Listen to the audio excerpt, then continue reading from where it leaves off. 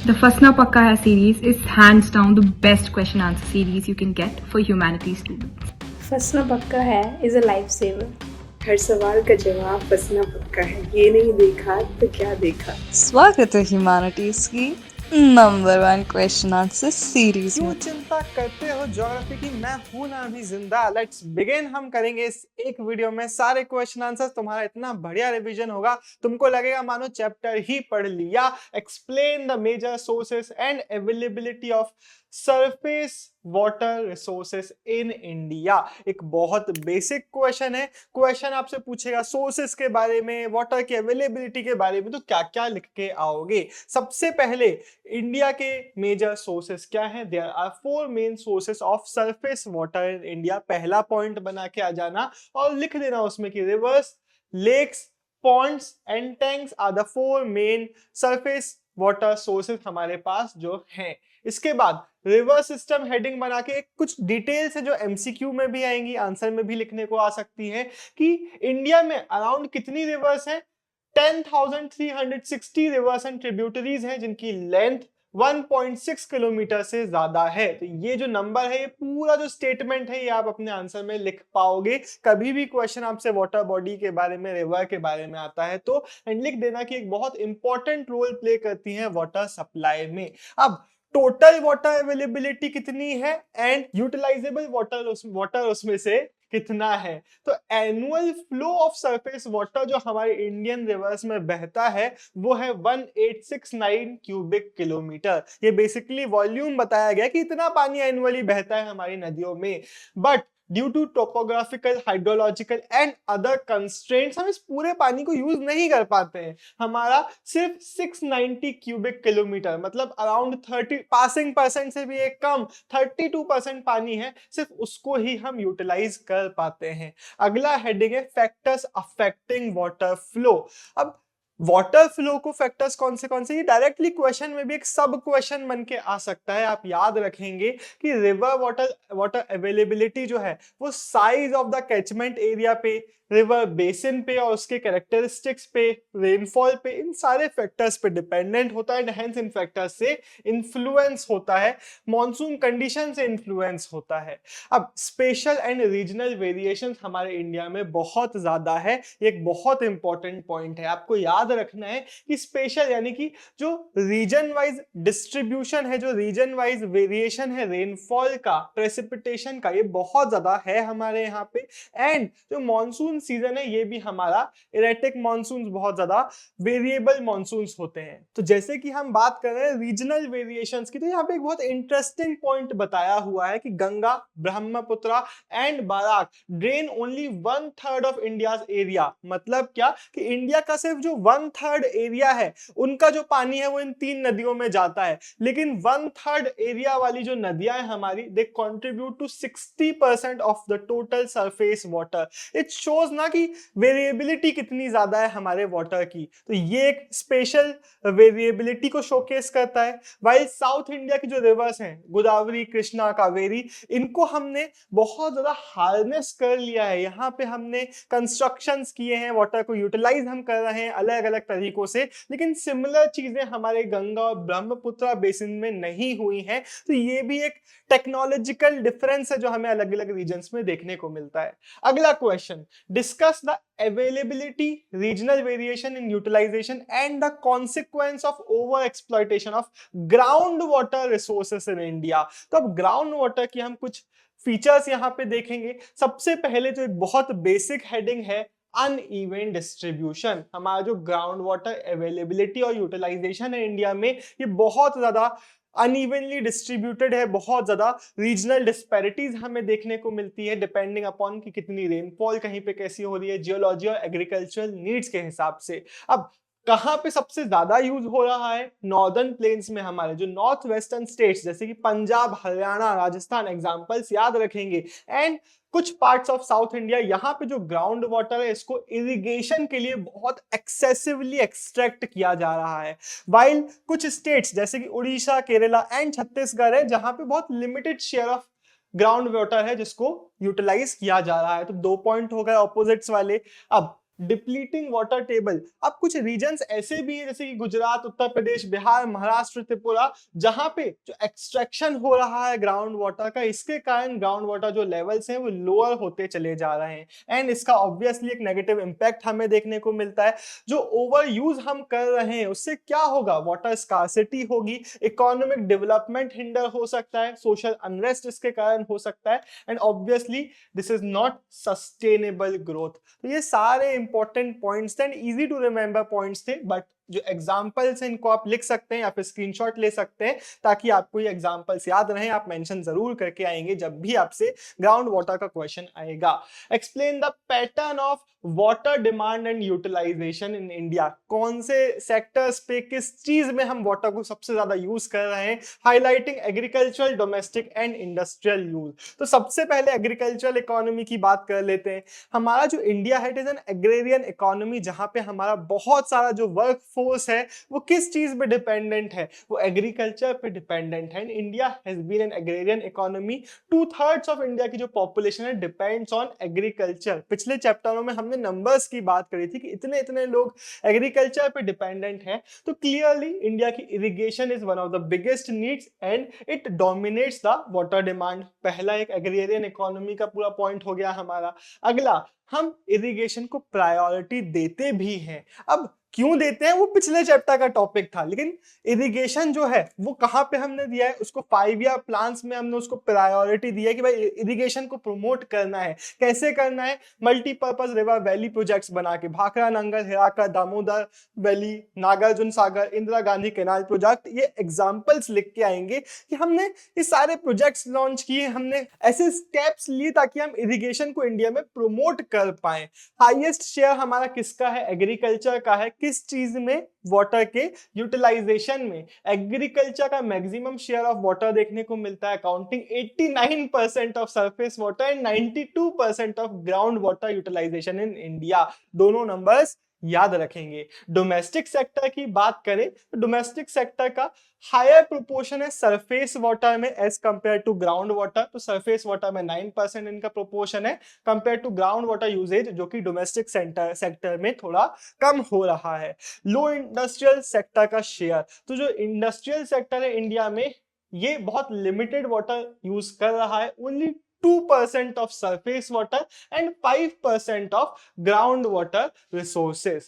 Agriculture को हमने पहले ही डिस्कस कर लिया, इट क्लियरली डोमिनेट्स। ये कंक्लूडिंग पार्ट है हमारा आंसर का, आप कंक्लूजन में लिख सकते हैं कि एग्रीकल्चर क्लियरली डोमिनेट्स। लेकिन ये जो ट्रेंड है वो धीरे धीरे चेंज भी हो रहा है, जैसे कि हमारे बाकी सेक्टर्स ग्रो करना चालू कर रहे हैं, ये शिफ्ट भी हमें देखने को मिलेगा।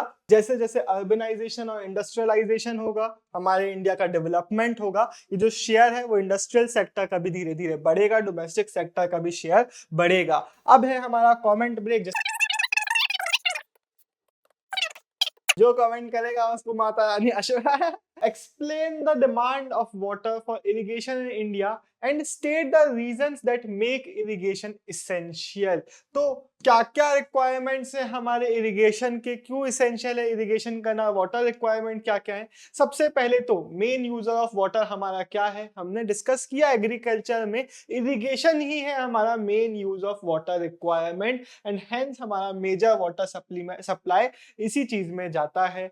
अब क्यों है, क्योंकि हमारे पास स्पेशियो टेम्पोरल वेरिएबिलिटी है हमारे वाटरफॉल में। अब दिक्कत क्या होती है ना कि किसी रीजन में बारिश ज्यादा हो रही है, कहीं पे कम हो रही है, उसमें भी टाइम का इशू है कि कभी हो रही है कभी नहीं हो रही है, कभी लेट आया कभी अर्ली आ गया मॉनसून। तो इसके कारण हमें इरिगेशन को, इरेगुलर रेनफॉल के कारण इरिगेशन को इंश्योर कराना पड़ता है। लो रेनफॉल और ड्रॉट प्रोन जो एरियाज हैं हमारे, एग्जांपल्स लिख के आना ही पड़ेगा इस पॉइंट में। North western India, Deccan plateau, ये वो रीजन्स हैं जो ड्रॉट प्रोन रीजन्स है, जहां पे वाटरफॉल उतना नहीं होता, रेनफॉल एंड वाटरफॉल बोलता गया क्या मैं 2-3 बार से, रेनफॉल मेकिंग इरिगेशन नेसेसरी है। एकदम से लिखूं मैं 2-3 जगह पे शायद वाटरफॉल बोल दिया, rainfall I meant rainfall. Dry winter and summer seasons, अब ये ऐसे सीजन्स है जब रेनफॉल अगेन नहीं होता है। तो जब विंटर सीजन्स चल रहे हैं, समर सीजन्स चल रहे हैं ड्राई विंटर में, तो यहाँ पे जब बहुत सारे पार्ट ऑफ इंडिया में वाटर नहीं होता है तो अगेन हमें क्या करना पड़ता है, एग्रीकल्चर हम विदाउट इरिगेशन नहीं कर सकते एंड हेंस हमें इरिगेशन करना होता है।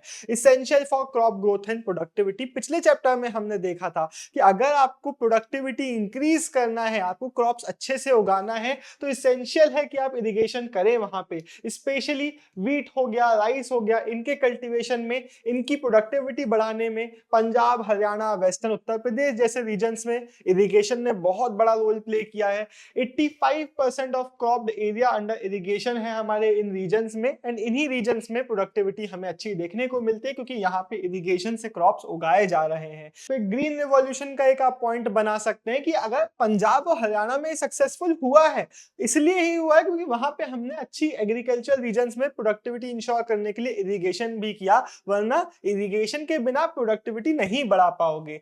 ग्राउंड वाटर ओवर यूज जब हम कर लेते हैं तो उसका एक दिक्कत ये होता है कि भाई वाटर लेवल्स डिक्लाइन तो करते ही हैं, लेकिन फ्लोराइड और आर्सेनिक कंटेमिनेशन का भी इशू आता है। ये एक इंपॉर्टेंट पॉइंट है, आप याद रखेंगे हमेशा। एंड राजस्थान, महाराष्ट्र, वेस्ट बंगाल, बिहार जैसे रीजन्स में हमें प्रॉब्लम देखने को मिली है जिससे कंटेमिनेशन भी हुआ है वाटर का।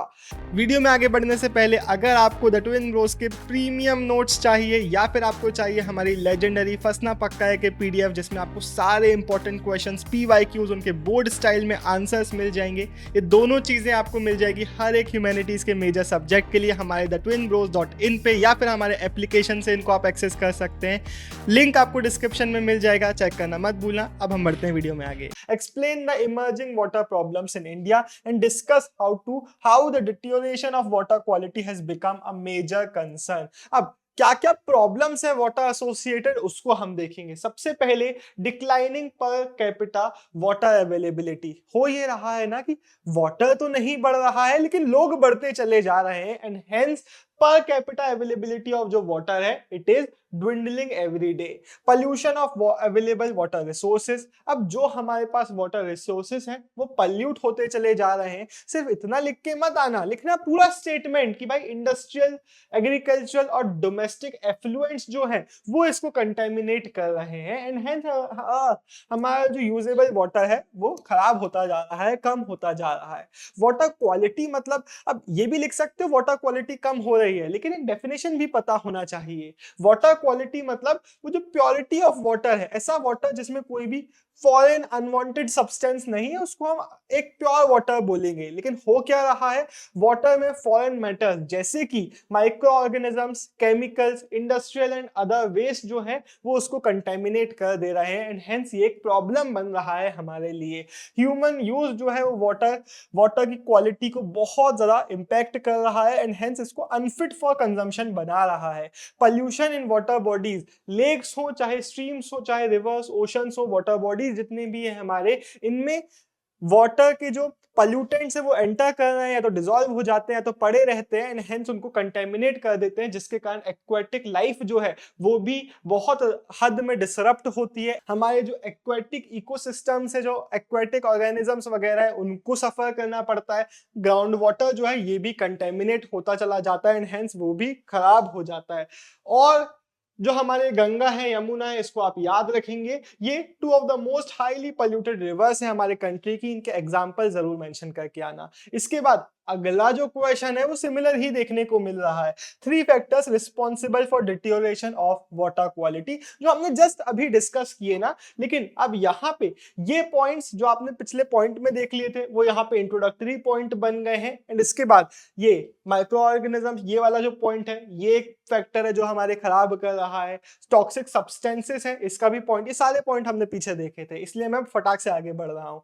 ये एक फैक्टर है जो हमारे वाटर बॉडीज को खराब कर रहा है, उसके कारण क्या होता है वो यहाँ पे बताया हुआ है एंड एग्जाम्पल दिया हुआ है। तो ये पूरा आंसर जो है पीछे भी हमने देखा था, बस क्वेश्चन अलग तरीके से पूछ रहा था, तो क्वेश्चन घुमा फिरा के आएगा, आपको मेन पॉइंट्स पता होना चाहिए। अब why is conservation and management of water resources essential in India? Conservation of water management क्यों रिक्वायरमेंट है हमारी? क्योंकि हमारा जो availability of fresh water it is declining, हमारे पास नहीं बचेगा, ऐसे हम वेस्ट करते चले जाएंगे। तो एंड हेंस इसको हमें प्रिजर्व करना ही पड़ेगा। इसेंशियल फॉर सस्टेनेबल डेवलपमेंट, अगर आप चाहते हो कि फ्यूचर तुम्हारे बच्चों के बच्चों के बच्चों के पास भी पानी हो पीने के लिए, तो तुमको स्टेप्स लेने पड़ेंगे, वरना तुम्हारे बच्चों के बच्चों के बच्चों के पास नहीं बचेगा पानी, डेवलपमेंट करने के लिए नहीं बचेगा पानी अपने बच्चों के बच्चों को पिलाने के लिए। Limited use of sea water, अब सी वाटर तो है हमारे पास, बहुत ज्यादा है, लेकिन उसको डिसैलिनाइज करना पड़ता है जो कि काफी ज्यादा कॉस्टली होता है। एंड हेंस इसके कारण जो बचा हमारे पास फ्रेश वाटर है जो कि कम है, उसको ही हमें अच्छे से यूज कर लेना चाहिए ताकि ये नौबत कभी ना आए। Need to conserve existing resources, India में जितना फ्रेश वाटर है, मैंने पहले ही पॉइंट समझा दिया, उसको हमें कर लेना चाहिए फ्यूचर सिक्योरिटी के लिए, ताकि हमारे पास लॉन्ग टर्म वाटर सप्लाई रहे हमारी इंडस्ट्रीज के लिए, एग्रीकल्चर के लिए, अगेन तुम्हारे बच्चों के बच्चों के बच्चों के बच्चों के लिए। मेजर चांसेस कि तुम्हारे पास जब भी तुम इस वीडियो को देख रहे हो है पानी, अनलेस कुछ एकदम ही क्रेजी हो गया है। Explain any 3 major legislative measures for controlling water pollution in India. नहीं बनेगा ये बहुत सारे बच्चों से, एंड तुमसे बनना चाहिए। अच्छे से इस आंसर को सुनो कि हमने क्या किया, लेजिस्लेटिव क्या रूल्स वगैरह हमने बनाए, क्या एक्ट्स वगैरह हमने पास किए वाटर को प्रिजर्व कराने के लिए। तो हेडिंग्स याद रख लो, वाटर, अरे अरे अरे अरे अरे अरे अरे preservation and control pollution act 1974 first major law था to prevent pollution of water bodies, ये फर्स्ट तो हमेशा याद रखना चाहिए। इन्वायरमेंट प्रोटेक्शन एक्ट 1986, इसने एक फ्रेमवर्क प्रोवाइड किया वाटर पोल्यूशन को मैनेज करने के लिए, एक प्रोटेक्शन प्रोवाइड करने के लिए। Central and state pollution control board जो होते हैं वो मॉनिटर करते हैं पोल्यूशन को, वाटर पोल्यूशन को कंट्रोल करने की कोशिश करते हैं।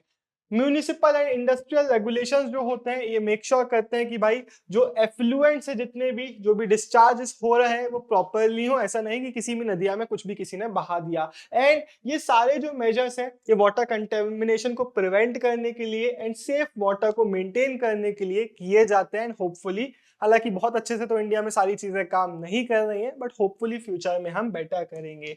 Explain how watershed management is the method of efficient management and conservation of surface water resources in India। सबसे पहले तो समझो कि watershed क्या होता है। ये अगर सिंपलेस्ट भाषा में समझे, ये एरिया है जिसका पानी किसी एक नदिया में बहता है, उसकी ट्रिब्यूटरीज में बहता है, उसको हम बोलेंगे ये इसका वाटरशेड है। एंड वाटरशेड मैनेजमेंट मतलब कि इसको हम मैनेज कर रहे हैं, इसमें हम कंजर्वेशन का काम कर रहे हैं, सरफेस हो या फिर ग्राउंड वाटर रिसोर्सेस हो, उनको प्रिजर्व करने का काम कर रहे हैं, जो भी स्टेप्स ले रहे हैं उसको हम बोलते हैं वाटरशेड मैनेजमेंट। अब इसमें हम क्या क्या करते हैं? Prevention of run of. Run of मतलब क्या होता है कि भाई रेन वाटर था जो बह गया, जो रुका नहीं कहीं पे भी, तो वो रन ऑफ कर गया, वो कई बार ग्राउंड लेवल्स तक नहीं पहुंच पाता है, वो सोक इन नहीं हो पाता है, which is a problematic thing. तो उसके लिए हम क्या करते हैं? रन ऑफ प्रिवेंट करने की कोशिश करते हैं, मे बी कुछ कंस्ट्रक्शंस वगैरह करके, ताकि वाटर रन ऑफ करने की जगह सोक इन हो हमारे ग्राउंड वाटर में। एंड रिचार्जेस के लिए स्टेप्स लेते हैं, तो प्रिवेंशन ऑफ रन ऑफ हो गया। स्टोरेज करने के लिए, ग्राउंड वाटर को रिचार्ज करने के लिए हम स्टेप्स लेते हैं। एंड इसके लिए हम percolation tanks, basically ponds type के स्ट्रक्चर्स बना रहे होते हैं, ताकि इसका मेन पर्पस क्या है? पर्कुलेशन टैंक का पानी पीने के लिए नहीं, हमने एक पॉन्ड टाइप का बनाया जिसका मेन पर्पस है कि वहां से पानी अंदर सोक इन हो, रन ऑफ होने की जगह। तो ये पर्कुलेशन टैंक का काम हो गया। रिचार्ज वेल्स मतलब हमने बड़े बड़े गड्ढे टाइप्स के बना दिए, बोर्स टाइप्स के, एंड उसका काम है कि डायरेक्टली ग्राउंड वाटर को रिचार्ज किया जा सके। तो ये हम स्टेप्स लेते हैं ग्राउंड वाटर को अगेन वापस से रिफिल करने के लिए। ब्रॉडर मीनिंग क्या है वाटरशेड मैनेजमेंट का? कंजर्वेशन करना, रीजनरेशन करना एंड जुडिशियस यूज करना। ऐसा नहीं होना चाहिए कि पानी फ्री फंड में बर्बाद हो रहा है। नेचुरल एंड ह्यूमन रिसोर्सेस का हमारे अच्छे से यूटिलाइजेशन होना चाहिए। सारी जो चीजें हैं वो वाटर मैनेजमेंट की ब्रॉड डेफिनेशन के विद इन ही आती हैं। एंड इसका मेन एम होता है एक बैलेंस क्रिएट करना नेचुरल रिसोर्सेस और सोसाइटी के बीच में, कि भाई हम यूज भी कर रहे हैं लेकिन खत्म नहीं कर रहे हैं, वेस्ट नहीं कर रहे हैं। ऐसा नहीं होना चाहिए कि हमारी रिक्वायरमेंट्स ही हम कट ऑफ कर दें, लेकिन फ्यूचर की रिक्वायरमेंट्स का भी तो ध्यान रखना है ना। एंड इसके लिए mainly community participation is essential. बिना आप लोगों के, बिना हमारे पार्टिसिपेशन के सिर्फ गवर्नमेंट या फिर सिर्फ लीगल प्रोसीजर्स कुछ नहीं कर पाएंगे। एंड ये किया भी जाता है, वाटरशेड डेवलपमेंट के लिए पार्टिसिपेशन कराने की कोशिश होती है ताकि स्कीम्स को सक्सेसफुल किया जा सके। स्कीम्स मतलब कैसी स्कीम्स, सारे लिंक्ड पॉइंट्स है ना। हो सकता है टॉपिक जो आए वो किसी एक पर्टिकुलर पार्ट से आ जाए, लेकिन पूरा एक लिंक में सुन लोगे तो सब चीज याद रह जाएंगी। गवर्नमेंट प्रोग्राम्स होते हैं जिनका काम यही होता है वाटरशेड डेवलपमेंट को, मैनेजमेंट प्रोग्राम्स को कंट्री में अच्छे से चलाना। एग्जाम्पल्स बहुत इंपॉर्टेंट है, हरियाली हो गया, ये प्रोग्राम लोगों को वाटर कंजर्व करने के लिए, ड्रिंकिंग, इरिगेशन, फिशरीज, एफॉरेस्टेशन, इसके लिए हेल्प करता है। नीरू मीरू कहाँ का है, एमसीक्यू में हमने देखा था, याद आ सकता है, मतलब पूछा जा सकता है एमसीक्यू में भी। इसका मीनिंग है water and you. Andhra Pradesh का अरवरी पानी संसद, ये इनके काम क्या है? राजस्थान में इसका काम है have constructed water harvesting structures, जैसे कि पर्कुलेशन टैंक हो गया, check dams. Check dam basically जो वाटर फ्लो को रोकने के लिए, स्लो डाउन करने के लिए बनाए जाते हैं। एंड पीपल्स पार्टिसिपेशन से इनका कंस्ट्रक्शन में हमने काम किया है एंड लोगों को भी इन्वॉल्व किया है हमने इन रीजन्स में। तमिलनाडु हो गया, इसने एक बहुत इंपॉर्टेंट स्टेप लिया है, वाटर हार्वेस्टिंग स्ट्रक्चर्स को कंपलसरी कर दिया। हर एक जो नए हाउसेस बिल्डिंग्स बन रहे हैं उनमें कि आपको बनाना ही पड़ेगा, which is a very positive step towards conservation of water. Explain rainwater harvesting as a method of conservation of water resources in India.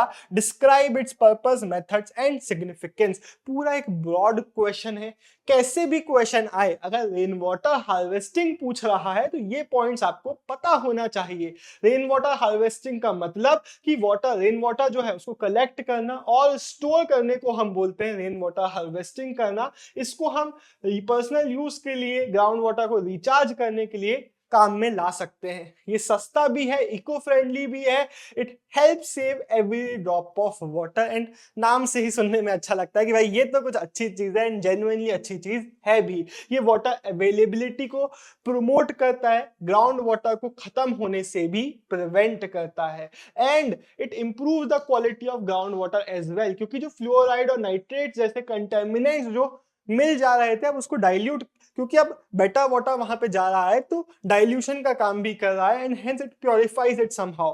Prevents soil erosion, flood and salt water intrusion in coastal areas. Traditionally जो हमारे rural people थे वो Pond's, lakes और tanks का use कर रहे थे rain water storing के लिए। राजस्थान में कुंड और टंकास बनवाए जा रहे थे, एक बहुत इंपॉर्टेंट पॉइंट है रेन वाटर हार्वेस्टिंग के लिए। घरों के पास ऐसे कुंड टंका बना दिए जाते थे एंड इनको यूज किया जाता था रेन वाटर हार्वेस्टिंग करने के लिए। रेन वाटर जो है वो रूफ टॉप्स में भी हम यूज कर सकते हैं, rain water harvesting mechanisms, and open spaces में भी, and urban and rural areas में इनका काम हम ले सकते हैं। एंड जो ग्राउंड वाटर की जो डिपेंडेंस है उसको हम कम करेंगे। हम जो, अगर हम ग्राउंड वाटर यूज कर रहे हैं तो हमें पंप अप करना पड़ेगा पानी को, उस पंपिंग अप में जो एनर्जी जाती है उसको भी हम प्रिवेंट कर सकते हैं। अगर हमारे ही घर के ऊपर एक टैंक है, हार्वेस्टिंग टैंक, तो उससे ही हम डायरेक्टली पानी यूज कर पाएंगे एंड हेंस ये खर्चा भी हमारा बचेगा। अर्बन एरियाज जो है स्पेशली उनको काफी बेनिफिट इससे हो सकता है क्योंकि वहां पे एक्सीडिंग डिमांड होती है, तो उसके लिए भी आप ये यूज कर सकते हो। अदर सोल्यूशंस आर कि हम डिसैलिनेशन ऑफ सॉल्टी वाटर करें या फिर ट्रांसफरिंग ऑफ वाटर करें वाया वाटर लिंकिंग। मतलब क्या कि दो रिवर बॉडीज थी, ट्रिब्यूटरीज थी, उनको हमने लिंक अप करके कैनाल्स वगैरह से उन जगहों पे सप्लाई कर दिया जहाँ पे रिक्वायरमेंट है। तो ये भी तरीके हैं वाटर रिक्वायरमेंट को फुलफिल करने के, लेकिन बेटर यही है कि हम कंजर्व करना सीख जाएं। एक और स्टेप जो हम ले सकते हैं that is fair pricing of water. पानी में कीमत लगा दो कि आपको डर लगे वेस्ट करने के लिए कि भाई आप नल खुला छोड़ के फ्री फंड में टाइम पास ना करो। एंड एक्चुअल में ये बहुत हेल्प इंडिया के जैसे सिनेरियो में कर सकता है। इसी के साथ ये वीडियो खत्म होता है। बाय बाय, साइनिंग ऑफ देवटेन गुड़िया। हम मिलेंगे फिर कभी। Bye bye. कर सकते हैं। मेरी दोनों सेल्फ हेल्प बुक आपको Amazon, Flipkart पे मिल जाएंगी। डिकोडिंग ह्यूमैनिटीज सिर्फ और सिर्फ ह्यूमैनिटीज वाले बच्चों के लिए। Everything boils down to awareness, हर एक उसके लिए जो लाइफ में ग्रो करना चाहता है। डिस्क्रिप्शन में दोनों बुक्स के सैंपल पीडीएफ्स मिल जाएंगे। पहले सैंपल पीडीएफ को पढ़िए, पेजेस पढ़ के अगर मजा आए तो फिर आप ऑर्डर कर सकते हैं।